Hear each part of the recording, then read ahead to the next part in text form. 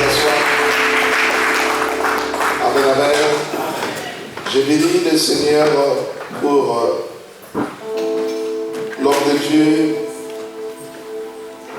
le pasteur Alexandre, de nous avoir accueillis encore une fois dans ces ministères, la fraternité chrétienne de réveil. Amen. Je bénis tous les serviteurs et servantes de Dieu ici présents qui se sont déplacés de loin pour venir écouter Dieu encore une fois ce soir au travers de son instrument. Amen. Et je bénis l'Église. Je bénis tout celui qui est présent en ce lieu ce soir parce que vous avez tout abandonné afin d'être là pour la gloire de notre Seigneur. Que Dieu vous bénisse. Amen. Amen. Nous avons un programme de 2 jours, comme a dit le pasteur Alexandre. Notre grand thème de ce séminaire de 2 jours est intitulé « La place de l'homme dans le cœur de Dieu ».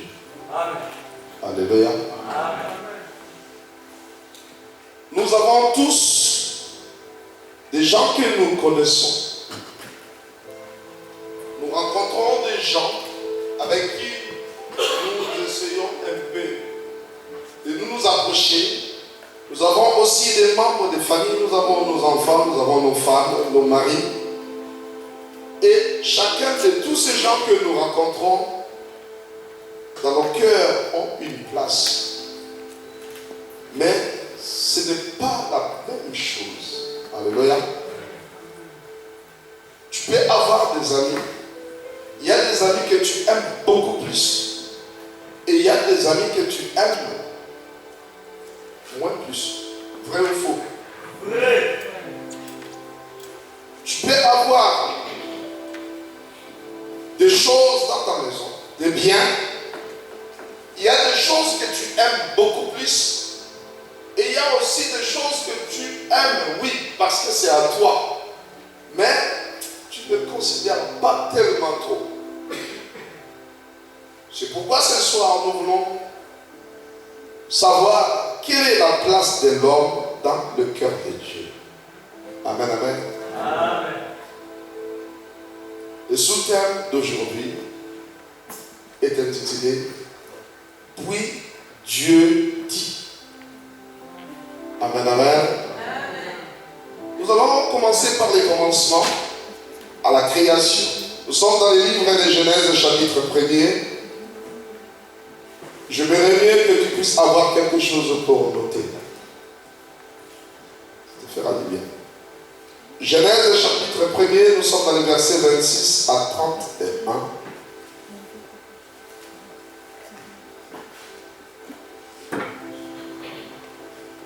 Si la Bible commence par « Puis Dieu dit »,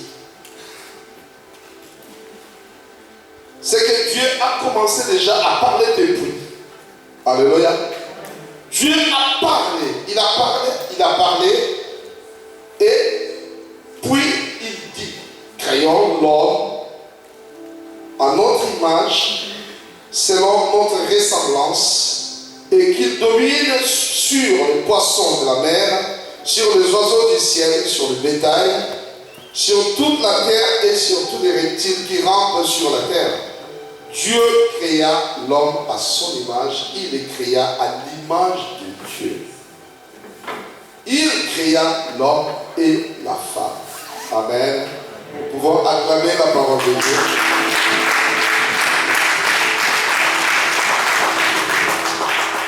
Bien-aimés, comme nous le savons tous, la Bible dit qu'au commencement, la terre était informe et vide. Nous connaissons tous cette histoire, car nous l'avons plusieurs fois entendue.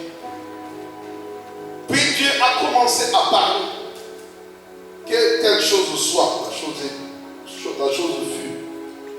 Que le soleil soit, le soleil fut. Que telle chose soit. Et c'est comme ça que Dieu a créé toutes choses visibles et invisibles par sa parole. Alléluia. Dieu a terminé à créer toutes ces choses, puis Dieu dit, maintenant, Dieu va passer à autre chose.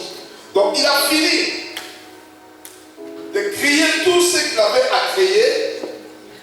Et si tu entends, selon les Écritures, la Bible dit que Dieu dit, tout est bon. Puis il dit, créons l'homme à notre image et selon notre ressemblance. Donc Dieu a terminé de tout créer. Puis il dit, maintenant nous allons créer qui? L'homme. Je vais juste te poser une question à la salle. Entre l'homme et tout ce que Dieu a créé avant l'homme, qu'est-ce qui était avant dans la pensée de Dieu? C'est l'homme. Pourquoi l'homme? Alléluia.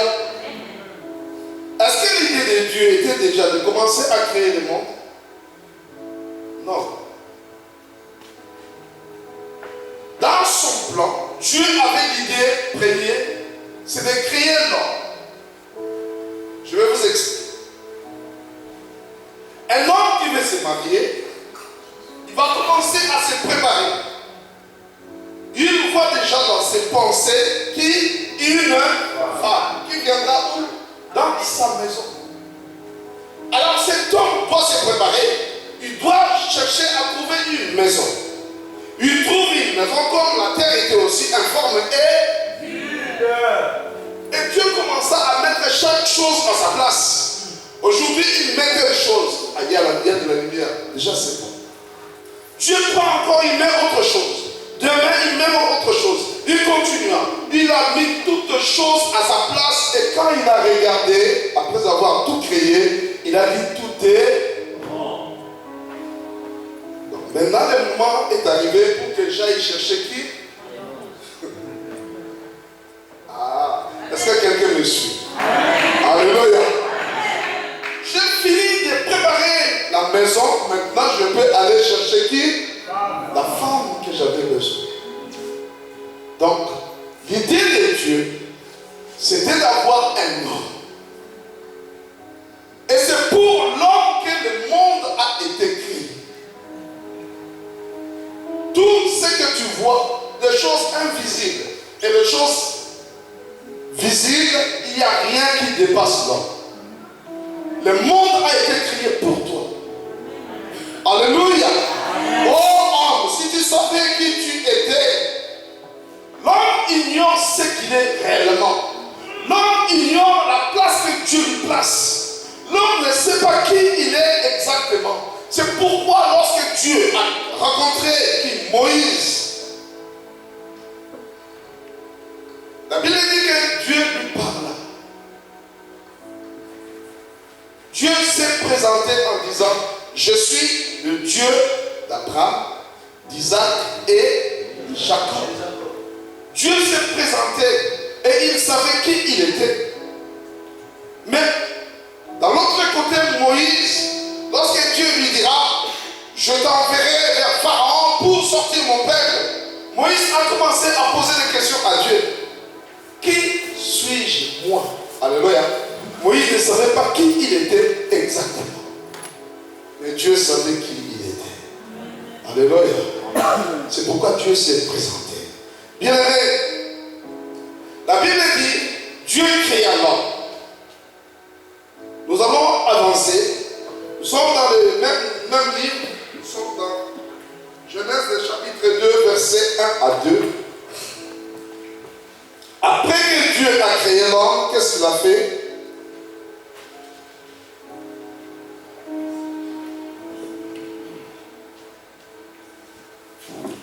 Ainsi furent achevés le ciel et la terre et toute leur armée.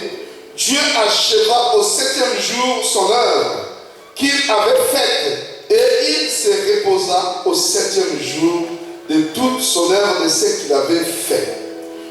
Dieu bénit le 7e jour et il le sanctifia parce qu'en ce jour, il se reposa de toute son œuvre qu'il avait créée en la faisant.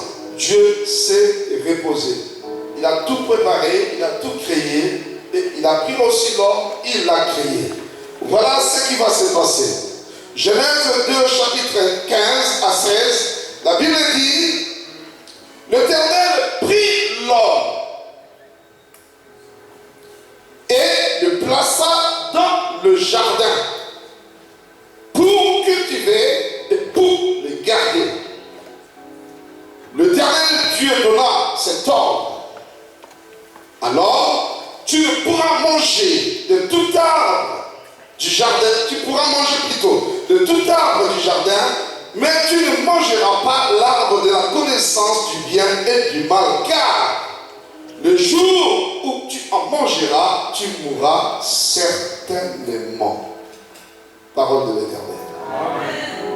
Bien-aimé, Dieu a fini de créer tout, il créa maintenant qui? L'homme. Et Dieu a pris l'homme, il le plaça dans le jardin. Voilà, tu vas habiter ici. C'est ta place. Tout ça, c'est à toi. Tu vas régner. Tu vas coordonner. C'est toi qui es le chef ici. C'est ta place ici. Alléluia. Et voilà ce que je te donne comme ordre. Tu peux manger de tous les arbres qui sont dans ce jardin, sauf tu ne toucheras jamais à l'arbre de la connaissance du bien et du mal. Pourquoi? Parce que le jour où tu en mangeras, tu mourras. Et tu mourras certainement. Si tu essaies, ce jour-là, je vais te frapper. Alléluia. Pourquoi Dieu a permis à l'homme de tout manger et il lui a refusé l'arbre de la connaissance du bien et du mal? Il y avait une raison. L'homme pouvait régner comme il veut. Mais malgré son règne, il devrait savoir, au-dessus de moi, il y a quelqu'un de plus supérieur qui règne.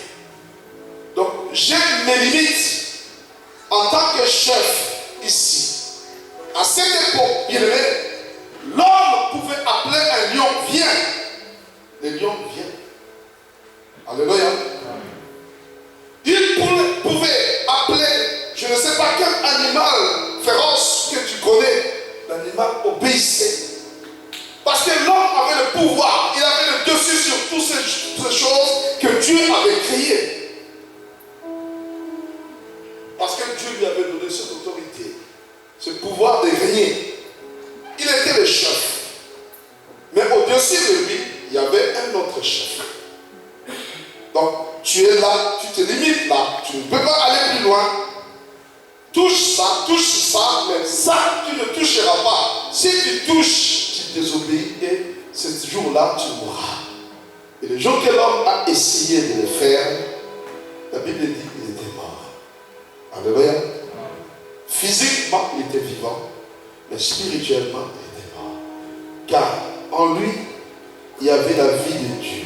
C'est cette vie-là que l'homme avait perdue. L'autorité qui était en lui était partie. Les animaux qui l'obéissaient ont commencé à désobéir. Bien aimé, écoutez-moi très bien. Lorsque tu désobéis à Dieu, tout va commencer à te désobéir. Alléluia. Lorsque tu ne marches plus correctement selon la parole de Dieu, lorsque tu n'obéis plus, tu ne veux plus suivre la parole de Dieu, bien-aimé, tout dans le monde va se révolter contre toi. L'homme a désobéi à Dieu et tout a commencé à lui désobéir. Quand Dieu a fait toutes ces choses, il a réparti des responsabilités. Moi, l'Éternel, je suis où? Là aussi. Mais ici sur la terre, c'est qui? Alléluia. Je me souviens encore, lorsque je regarde, je dis, mais ces gens, ils avaient quand même une révélation de leur manière. Il y avait des gens à l'époque qu'on appelait à Kinshasa des Yankees. Hein? Les Yankees avaient l'habitude de jouer leur guitare et ils chantaient une chanson.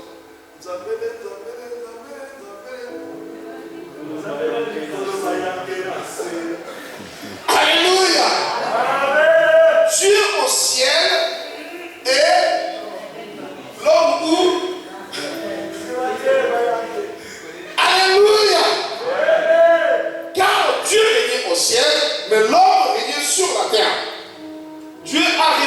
dit des responsabilités. Prenons nos Bibles.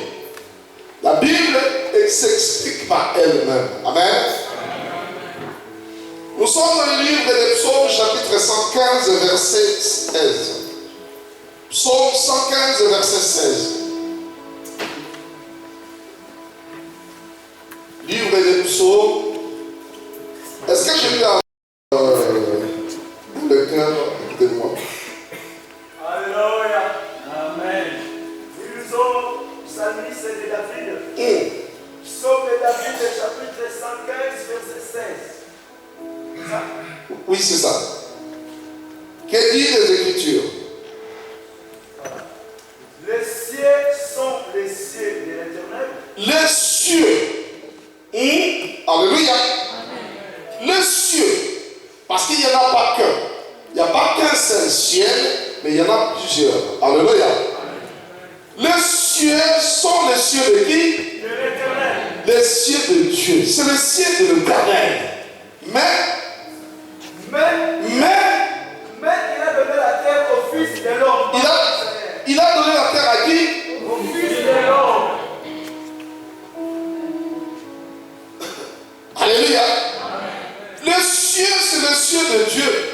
Mais Dieu a donné la terre au fils de l'homme que tu es. Dieu t'a donné la terre.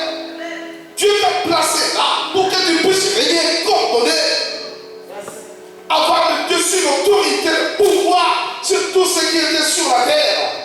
C'est pourquoi, bien aimé, après que Dieu avait tout créé, Dieu n'avait pas donné le nom à tout ce que nous voyons. Il a appelé l'homme après la création de l'homme. Dieu s'est arrêté après sa création. Il s'est stoppé et il a créé l'homme. Il va inviter l'homme pour que l'homme soit à ses côtés. Il demanda à l'homme en disant: donne le nom maintenant à tous ses animaux. Car c'est toi le chef. Les mots ou les noms lion n'est pas venu de Dieu. C'est venu de qui? L'homme. C'est toi le chef ici. Alors donne le nom.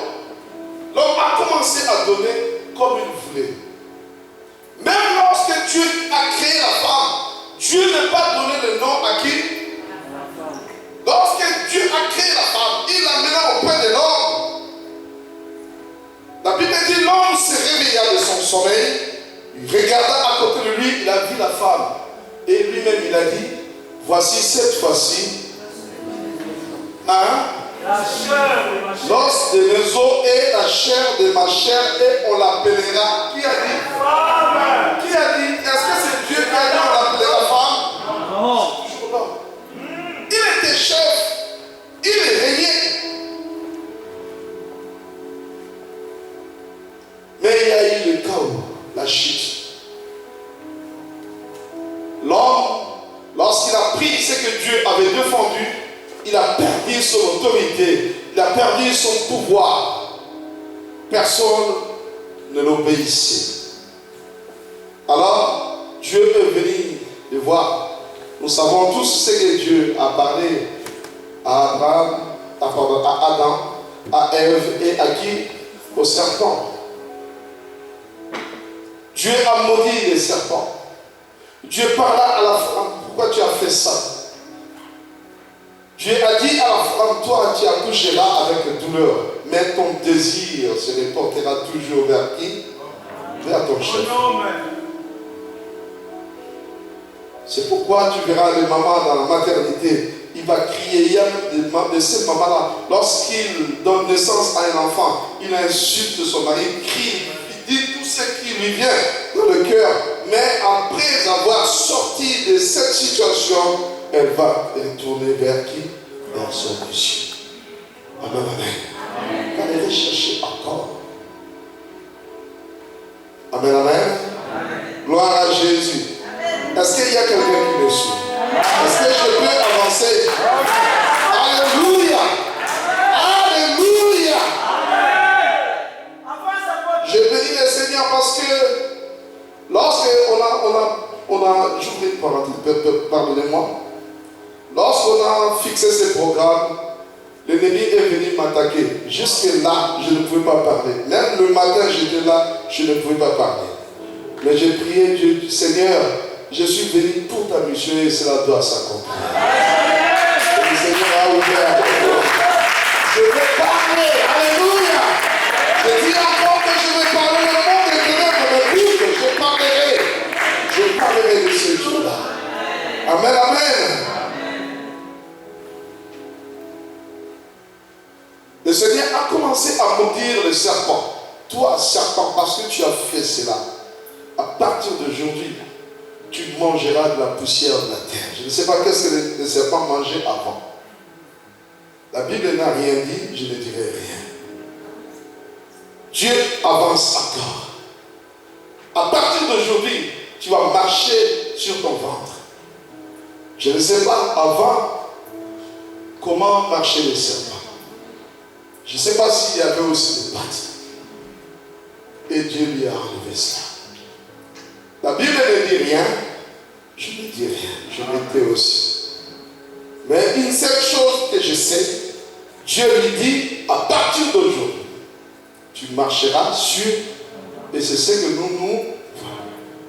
L'ancienne vie du serpent, je ne la connais pas. Amen, amen. Gloire à Jésus. Mais le Seigneur va avancer en disant, dans les jours à venir, il y a quelqu'un qui naîtra d'une femme, de la postérité de la femme, t'écrasera la tête et toi tu lui mordras quoi? Le talon. Alléluia. Dieu a commencé à prophétiser. Bien aimé, l'homme est mort aujourd'hui. Pourquoi? Parce qu'il a touché à l'arbre que Dieu lui avait interdit. Dieu a maudit les serpents sans excuse. Il l'a maudit, il a dit tout ce qu'il avait à dire. Il a parlé à la femme aussi en lui disant que tu vas souffrir pour avoir un enfant. Il a dit à l'homme, toi, parce que tu as fait cela, à partir d'aujourd'hui, la terre va te produire des épis, des ronces. Et l'homme a commencé à souffrir. Tu mangeras de la sueur de ton front. Mais tellement que Dieu aime l'homme. Alléluia. Tellement qu'il a de l'amour pour l'homme. Dieu, le même jour qu'il maudissait ou qu'il déclarait des choses, Dieu va planifier. Alléluia. Comment il va sortir cet homme de ce gouffre? Et Dieu dit, quelqu'un naîtra de la femme, te crasera la tête et toi tu lui mordras les talons. Et quand Dieu parlait de cela, il parlait de l'arrivée de qui? De Jésus-Christ, qui va écraser la tête du serpent pour donner la victoire à l'humanité.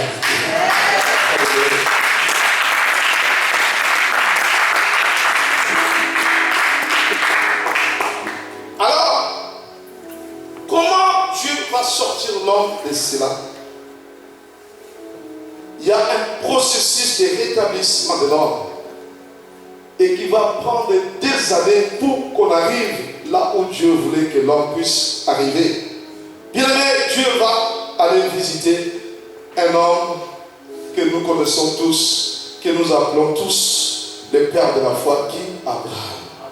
Un homme qui était dans une famille de païens ne connaissant pas Dieu, qui se courbait ou se prosternait devant de Dieu qui n'était pas de Dieu, des idoles. Le papa d'Abraham ne connaissait pas le vrai Dieu. Il priait aussi des idoles comme d'autres personnes à son époque. Mais Dieu viendra pour visiter Abraham et lui dire, sors de ta patrie, quitte ta famille et va là où moi je t'enverrai. Là-bas, je sais ce que moi je ferai de toi. Je rendrai ton nom grand, je bénirai tous ceux qui te béniront, et voilà tout ce que je ferai pour toi. Bien-aimé, Abraham, qui ne connaissait pas Dieu, mais il a cru quand même au message qu'on lui avait dit. Il a crié à ce Dieu-là, et il est parti. Et à partir de là, le Seigneur a commencé à faire des choses. Il a donné naissance à Isaac.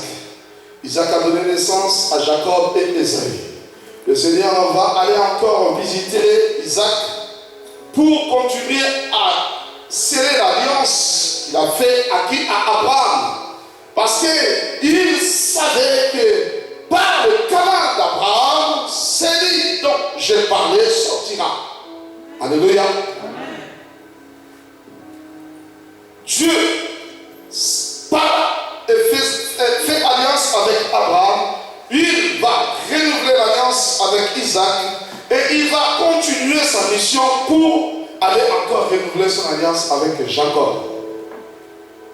Et Jacob, l'homme que Dieu a choisi parce qu'ils étaient jumeaux, nous connaissons tous l'histoire, je vais aller vite là. Dieu va aller les visiter pendant que Jacob retournait de chez son oncle pour son pays, là où il était avant. La Bible dit en chemin, il avait peur de qui? De son grand frère, parce qu'il avait volé son droit de naissance. Mais quand il venait, quelque part, il s'est reposé en cherchant à s'endormir un peu. La Bible dit c'est là où il dormait, c'est là où Dieu va venir le visiter.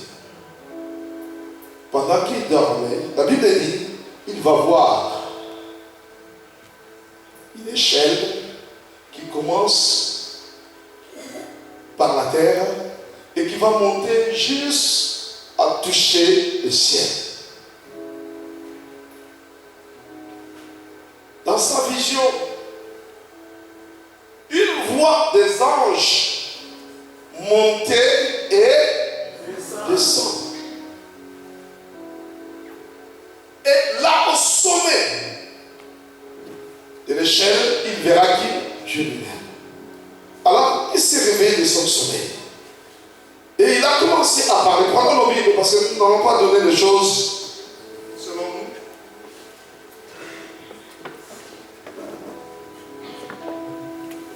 Genèse chapitre 28, nous sommes dans le verset 11. Oui, notre frère va nous aider. Nous lisons dans Genèse chapitre 28, verset 11 au nom de Jésus-Christ. Il arriva à ce lieu où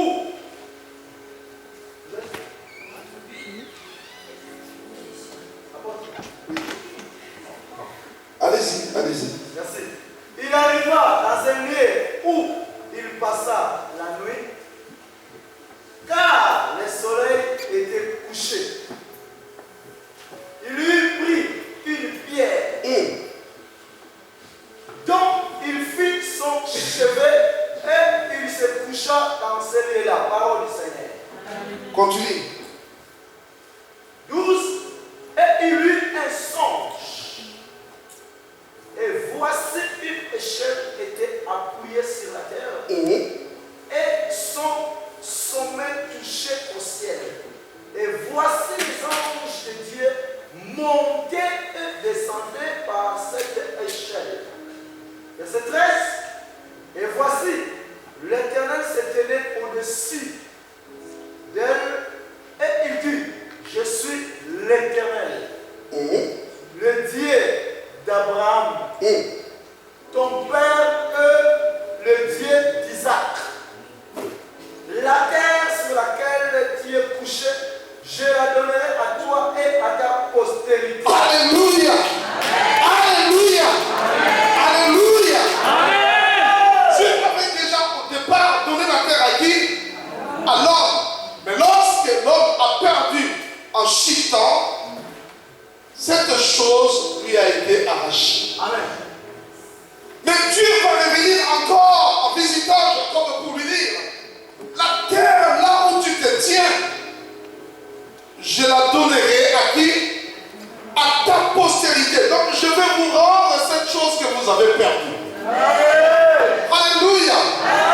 Je vais la donner encore pour une deuxième fois à qui? À ta postérité. Je vais vous les rendre. Je vais rétablir ce que vous avez perdu. Je vais restaurer toutes choses. Je vais remettre les choses comme dans le commencement. Car le plan de Dieu, bien aimé, le diable ne peut pas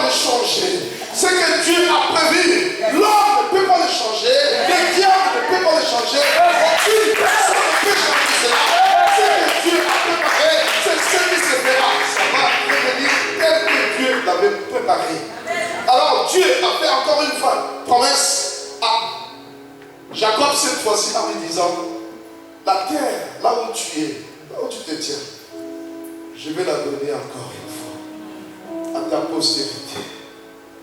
Et cette postérité, c'est toi. Alléluia. Cette postérité, c'est toi. Mais comment Dieu va donner cette terre à cette postérité? Comment il va le faire? Bien aimé, les choses des cieux, Dieu l'arrange de la manière des cieux. Les choses de la terre, Dieu les arrange aussi de la manière des hommes. Il fallait un homme pour venir réparer ce que l'homme avait perdu. Il fallait qu'un homme vienne pour restaurer ce que l'homme avait détruit. Il fallait un homme, mais un homme juste. C'est qui? C'est Jésus de Nazareth. Bien-aimé. Alléluia. Alléluia. Bien-aimé. C'est l'homme qui avait détruit ce que Dieu lui avait donné. Alors il fallait qu'un homme aussi vienne restaurer ce que l'homme avait détruit. Mais qui est cet homme? Dieu a cherché, il n'y avait personne. Car toute la postérité d'Adam héritait du péché d'Adam. Dès que nous naissions avec le péché de qui? Donc, nous ne pouvons pas réparer ce que l'homme, ce que Adam avait détruit. Il fallait un homme, mais un homme juste. C'est pourquoi Dieu lui-même, alléluia, Dieu lui-même est descendu sur la terre et il a porté ses corps humains pour réparer les choses des hommes. Il ne pouvait pas envoyer un ange, un esprit ne pouvait pas venir réparer les choses des humains, mais il fallait un homme. C'est pourquoi nous appelons Christ Fils d'homme. Alléluia. Qui est le Fils de l'homme? Christ est venu sur la terre, il était 100% Dieu et 100% homme. En lui, il y avait la nature de Dieu et la nature de l'homme. Lorsqu'il était monté sur la croix, bien-aimé, il souffrait en tant qu'homme. La même douleur que tu pouvais sentir si on te prenait et on te mettait sur la croix, c'est la même douleur que Christ a ressenti ce jour-là pour te libérer, pour payer. Il a pris ma place à la croix. Il a pris ma place. Il a pris ta place pour restaurer les choses, pour te rétablir encore à la place que Dieu t'avait mis au départ. Car dans le plan de Dieu, ça devrait être toi qui devrais régner sur la terre. Amen, amen. Amen. Dieu est amour. Bien aimé, quand Dieu donne, il donne. La Bible dit que Dieu ne se répand pas de ses dons. Il avait pris la terre, il a donné aux humains. Et Dieu ne peut pas faire autre chose. Il n'avait pas de choix. Il fallait remettre la chose à qui? À ces hommes-là. Mais le remettre comment? Par l'éclat de Jésus.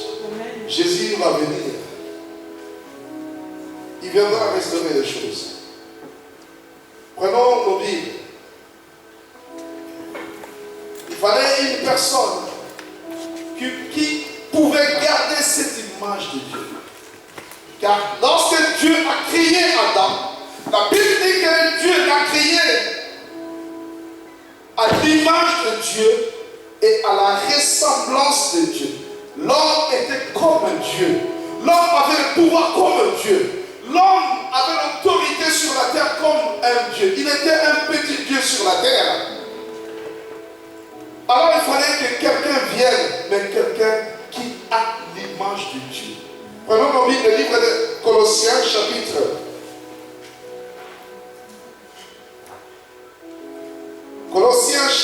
1, verset 15.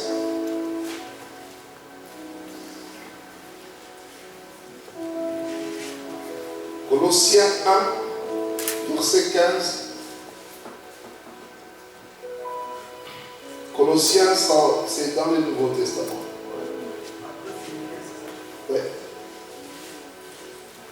Colossiens chapitre 1, verset 15.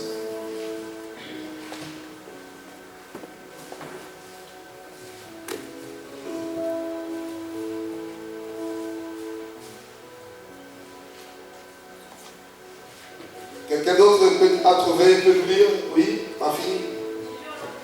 Amen. La Bible dit que le Fils est l'image du Dieu invisible. Jésus est l'image de Dieu invisible. Adam aussi était l'image de Dieu invisible.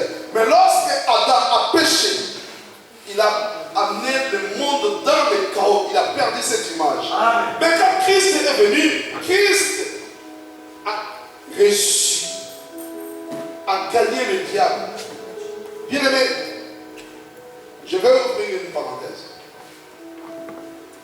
L'homme est venu sur la terre, il a été tenté par qui? Par le diable. Mais l'homme, Adam, n'a pas vaincu. Il a perdu. Quand le deuxième Adam, qui va restaurer les choses, est venu, il fallait que lui aussi soit tenté par qui? Par le diable. Et il s'est retrouvé où? Dans le désert pendant 40 jours. Il ne mangeait pas, il ne buvait rien. Parce qu'il cherchait à restaurer le monde. Alors après ces 40 jours et 40 nuits de faim, l'ennemi est parti. Alléluia. Amen. Qui a appelé Jésus dans le désert? C'est le diable. Alléluia. Hein? C'est le diable. Alléluia. Qui a amené Jésus dans le désert? Hein? Prenons au le livre de Matthieu chapitre 4. Matthieu chapitre 4. Rapidement. Matthieu chapitre 4, verset. Tu peux commencer par le premier verset. Tentation de Jésus-Christ. Ah. Alors, Jésus est mené par l'Esprit. Alors Jésus-Christ fut emmené par l'Esprit. Ce n'est pas le diable qui a emmené Christ dans le désert, mais c'est l'Esprit de Dieu qui a pris Jésus et il l'a emmené dans le désert. Pourquoi il l'a emmené là-bas? Pour être tenté par le diable. Pour que Jésus-Christ soit tenté par le diable. L'Esprit a pris Jésus et il l'amena dans le désert. Pour qu'il passe le même examen que Adam a passé. Mais cette fois-ci, il va rencontrer les guerriers des guerriers. Comme le plus fort, Jésus de Nazareth. Et Jésus l'a vaincu. Amen. Alléluia. C'est pourquoi Christ dit, vous allez souffrir, vous allez avoir ceci, vous aurez des tribulations. Mais rassurez-vous que j'ai vaincu le monde. Alléluia. Amen. La tentation que le diable, que Adam a eue, il a succombé. Mais lorsque cette tentation est venue au Christ, Christ a vaincu. Amen. Alors, parce qu'il a vaincu, bien aimé, parce qu'il a vaincu, il a pris les choses entre ses mains pour te dire, toi et moi, que ma victoire, je ne la garde pas pour moi-même. Je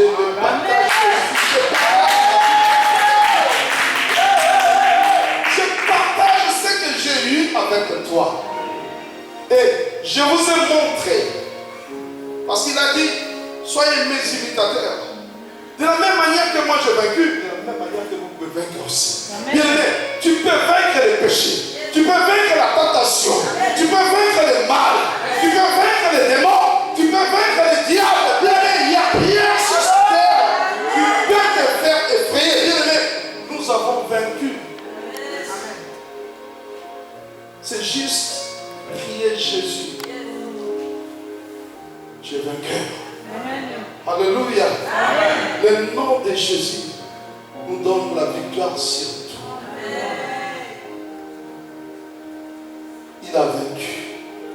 Et sa victoire est pour toi et moi. Alors, c'est Jésus, quand il est venu sur la terre, il a commencé sa mission.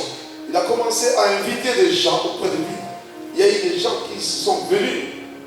Et ceux qui se sont approchés de lui, quelqu'un s'appelait Philippe, a écouté ce que Christ sortait de sa bouche. Il quitta Christ pour aller, je ne sais pas, dans sa famille, il va rencontrer son ami, Nathanaël. Là où Nathanaël était sur le sycomore. Alléluia. Et il lui dit, nous avons rencontré la personne qu'il fallait. Celui que nous attendions depuis des années. Moi, je l'ai rencontré. Amen. Prends ta Bible. Aujourd'hui, je fais une introduction. Nous allons continuer demain. Prends ta Bible rapidement. Livre de Jean, chapitre 1, verset 44 à 51. Livre de Jean, chapitre 1, verset 44 à 51.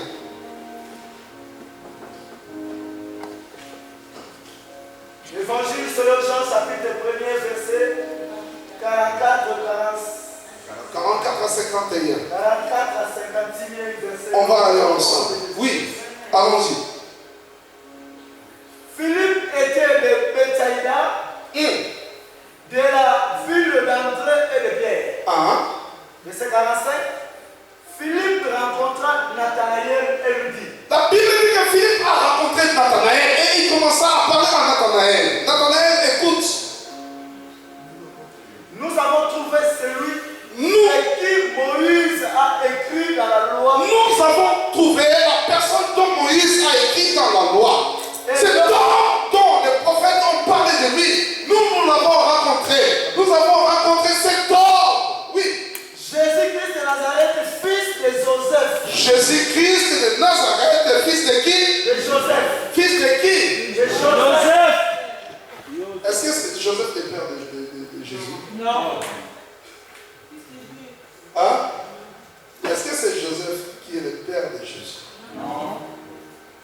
Est-ce que c'est Marie qui est la mère de Jésus? Non. Oh.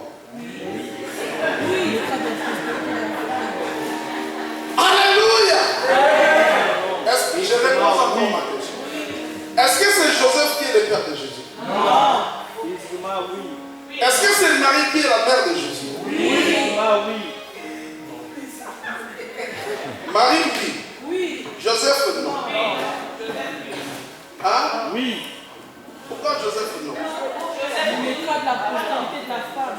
Alléluia!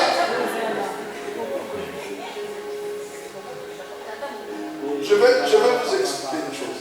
Je vais ouvrir des parenthèses. Amen. Même si je vais faire, vous allez m'excuser. Amen. Dieu va appeler qui? Abraham. Oui. Abraham, le père de la foi. Il va l'appeler. Il commença à renouveler l'alliance. Amen. Il a commencé par Abraham lui-même. Il va renouveler avec Isaac. Il va renouveler avec Jacob. Il continue. Et tu verras Joseph. Mais pas la sémence de Joseph qui donna la naissance à Jésus.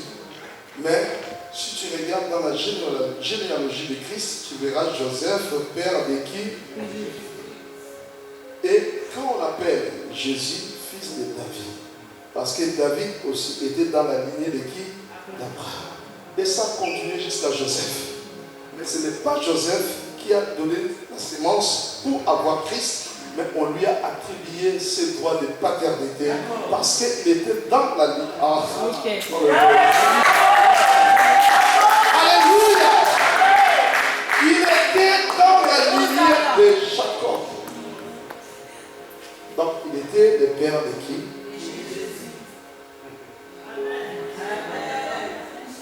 Amen. Alors, nous allons continuer. Il a rencontré Nathanaël et il a commencé à lui parler. Nous avons rencontré Jésus, fils de Joseph. Parce qu'il était le fils d'un homme. Verset 46. Nathanaël lui dit.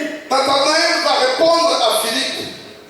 Peux-tu venir de Nazareth quelque chose de bon? Peut-il vraiment venir de Nazareth quelque chose de bon? Philippe lui répondit. Et Philippe lui répondit, Viens et vois. je ne ferai pas de commentaires, mais viens toi-même et tu verras.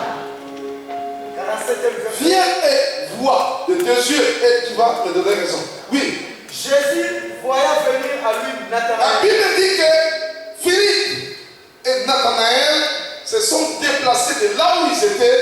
ils se sont mis en marche vers qui? Vers Jésus. Amen. Et quand ils sont arrivés de loin, Christ les a vus et il va commencer à parler à Nathanaël qu'il n'a jamais rencontré.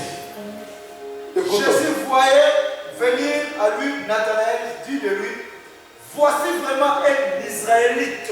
Dès que Christ l'a vu de loin, il a commencé à parler. Voici vraiment un vrai Israélite en qui Dans lequel il n'y a point de fraude. il y a peu de fraude en lui. C'est un homme juste, sincère. Il n'est pas un homme qui a de fraude en lui. Alors, D'où me connais-tu? Nathanaël va poser une question à Christ en disant, mais tu parles de moi comme ça. D'où m'as-tu connu? Où on s'est rencontrés? Jésus lui répondit. Jésus lui répondit, Avant que Philippe t'appelle, avant même que tu rencontres Philippe, avant même que Christ de Philippe t'appelle, quand il était sous le figuier, au moment où tu étais encore sous le figuier, je t'ai vu. Nathanaël répondit et lui dit, Et quand Nathanaël a vu qu'on a commencé à révéler sur lui, lui-même, il a changé de langage. Et il va appeler Jésus. Rabbi, tu es le fils. Ah, tu es le fils de Dieu, tu es le fils de Dieu. tu es le roi d'Israël. Tu es le roi d'Israël. Alléluia. Alléluia. C'est toi qui as cherché la vie. Est-ce que quelque chose de bien? Mais bien, lorsque Christ a commencé, comme disent les Congolais, comme Nicolas, commencé à sortir des choses sur lui, lui-même il a changé de langage. Seigneur, Rabbi, tu es le roi, tu es le fils de Dieu, tu es ceci. Jésus les regarde. Et Jésus va parler. Jésus lui répondit, Jésus lui dit, parce que je t'ai dit que je t'ai vu sous le figuier. Parce Tu que- vois, parce tu que- verras de plus grandes choses. parce que je t'ai dit que je t'ai vu sous le figuier avant que Philippe te rencontre. C'est pourquoi tu crois maintenant. Mais écoute, tu verras. Tu verras de plus grandes choses que celles-ci. Tu verras de plus grandes choses que ce que tu viens d'entendre. Il y a encore beaucoup que le Seigneur te laisse. Tu auras encore beaucoup à entendre. Et Christ dit, Et lui dit, Alléluia. en vérité, en vérité, vous verrez désormais. vous verrez. Alléluia. En vérité, vous verrez désormais. Donc dans les jours à venir, vous allez voir ceci. Qu'est-ce que vous allez voir? Le ciel ouvert. Le ciel va s'ouvrir. Le ciel s'ouvrira. Et qu'est-ce qui va se passer lorsque le ciel va s'ouvrir? Qu'est-ce qui va se passer lorsque le ciel va s'ouvrir? Les anges de Dieu vont commencer à faire quoi? À monter. Sur le Suisse de l'or. Ils vont commencer à monter et à descendre sur qui? Sur le Fils de l'homme. Écoutez, dans ta connaissance, les anges habitent où?